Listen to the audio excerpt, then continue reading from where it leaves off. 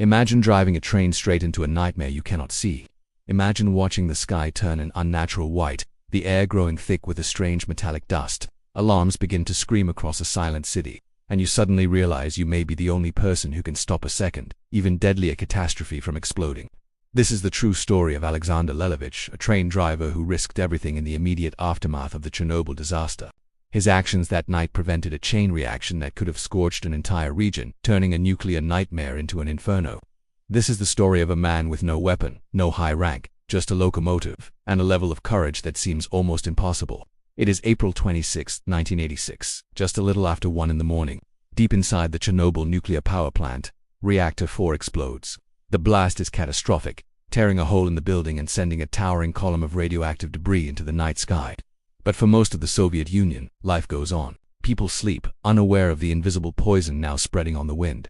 Trains still run. Schedules are still meant to be kept. And one of those trains, a heavy freight locomotive, is driven by Aleksandr Lelevich. He's a veteran engineer, a man who knows every curve and signal on the lines crisscrossing the Pripyat region. His job is simple: haul critical cargo.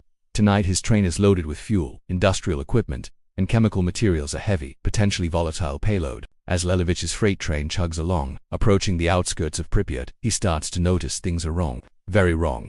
There's an unnatural glow on the horizon, a strange, pulsing light where there should only be darkness. He feels a deep, metallic taste coating his tongue, something he's never experienced before. And then, a faint static crackle begins to hum along the metal walls of his cabin, as if the air itself is charged with electricity. He feels a primal unease, a sense that the world has shifted on its axis. He slows the engine, his hand instinctively reaching for the brake, but he continues forward. He has a schedule to keep. In the rigid Soviet system, delays were not just frowned upon. They invited serious trouble. Moments later, the radio in his cabin shrieks to life, shattering the tense quiet. A panicked voice, laced with sheer terror, screams at him. The order is frantic and absolute. Stop the train immediately. Do not proceed another meter. Radiation levels are off the scale. The tracks ahead are dangerously contaminated. There has been a catastrophic accident at the plant. Lelevich slams the brakes. The entire locomotive, weighing thousands of tons, shudders to a violent halt. The immense weight of the freight cars behind him groans in protest. He sits there, heart pounding, the panicked voice from the radio still echoing in his ears. He looks at the cargo manifest. Fuel, chemicals, industrial machinery, all of it now sitting in a rapidly expanding cloud of radiation. All of it incredibly dangerous if exposed to intense heat. His mind races. If the train continues forward onto the damaged, superheated tracks near the reactor, a single spark could ignite the fuel cars. If it derails on warped rails, the impact could set off a chain reaction. This train, his train, could become a moving bomb, spreading radioactive fire and fallout across dozens of towns and villages. It would be a second disaster, piggybacking on the first. The radio crackles again. The order is clear: retreat, get out of there, but it's already too late. He can feel it. The radiation isn't just out there, it's inside the cabin with him. It's an invisible poison he's been breathing in for several minutes. And worse, the tracks behind him, the way he came, are no longer safe. The radioactive cloud is spreading, enveloping everything. He is trapped. In those critical minutes, sitting in the deafening silence of his stopped locomotive, Lelevich realizes a terrifying truth. If he abandons the train right here, the heavy wagons might eventually roll uncontrolled down the slight gradient. If he leaves it on this main line, it will block the only reliable evacuation route for emergency vehicles and fleeing civilians. And if it stays here long enough for the radioactive heat to ignite its cargo, the resulting explosion could contaminate villages far, far beyond Pripyat. The world outside his cabin is descending into chaos. He can see the first signs of panic on the roads. People are starting to collapse in the streets from the initial, brutal wave of radiation. Emergency vehicles are beginning to flood the area, sirens wailing in a symphony of confusion and fear. Aleksandr Lelevich, a simple train driver, is faced with an impossible choice. He can run, save himself, and leave this ticking time bomb for someone else to handle. Or he can stay. He makes a decision that will define not only the rest of his life, but the fate of the entire region. He climbs back into the driver's seat. His hands, steady despite the trembling he feels in his bones, grab the control levers. He engages the engine not to go forward, but to go back. He begins to manually reverse the entire massive freight train, inch by inch, out of the contaminated zone. It's a slow, painstaking process.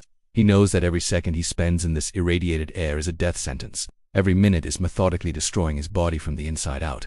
He can feel it happening. His skin begins to burn as if held to a fire. His throat swells, making it hard to breathe. A sickening metallic taste fills his mouth again. Only this time he knows what it is: blood rising from his damaged lungs.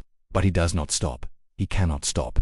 As he carefully guides the train in reverse, he hears muffled explosions from the direction of the power plant. Helicopters, their rotors beating the toxic air, thunder overhead. The ground beneath the tracks vibrates with unseen forces. He is at the epicenter of a historic catastrophe, yet his focus is absolute. He guides the train backward along the rails, his eyes scanning the track, checking the switches, making sure not to derail a single car, expertly avoiding sections of rail he knows could be damaged. He could jump at any moment. He could leap from the cabin and run into the woods. He could try to save himself. But the train carries too much mass, too much danger, too much potential to create a second, preventable disaster. And so, he stays. The minutes stretch into an eternity. The radiation continues to pour through the unshielded cabin like an invisible, silent storm, saturating his very cells. But finally, after what feels like a lifetime, he feels the locomotive pass a critical junction. The air seems infinitesimally clearer. The static crackle in the cabin subsides.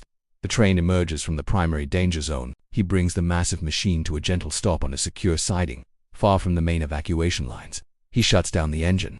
The thunderous roar of the diesel motor dies, replaced by a profound silence. And then, his duty done, Aleksandr Lelevich collapses onto the controls. When the first emergency workers finally reach him, his uniform is practically fused to his skin by the radiation burns. They pull him from the cabin, his body ravaged by an invisible enemy. Aleksandr Lelevich would spend the rest of his tragically short life fighting the horrific effects of acute radiation syndrome. But his train did not explode, it did not derail, it did not block the evacuation, and it did not create a new, fiery disaster. Because of one man's impossible choice, an entire region was spared a second wave of destruction. His name was absent from the medals, the grand ceremonies, and the official Soviet reports. The engineers who understood the complexity of what he did, they remembered. His fellow machinists gave him a title far more meaningful than any state medal. They called him the man who brought his train back from the mouth of death today. Historians and nuclear experts acknowledge that his decision to stay with that volatile freight load inside a spreading radioactive cloud was a pivotal, heroic act. He single-handedly prevented fires and explosions that would have contaminated countless additional settlements and cost an untold number of lives. Aleksandr Lelevich never saw himself as a hero. In his own mind, he only saw the duty of a driver who refused to abandon his train, but his courage stands as one of the most powerful, and for a long time untold stories of the Chernobyl disaster. One man, there is another man, his story buried even deeper in the Soviet archives for decades, whose choice in the first critical minutes after the explosion determined whether the other reactors would ignite in a catastrophic chain reaction. If you want to hear his story, subscribe, stay with us, and prepare for the next chapter, because the real history of our world is far more intense and far more heroic than any fiction. Thanks for watching.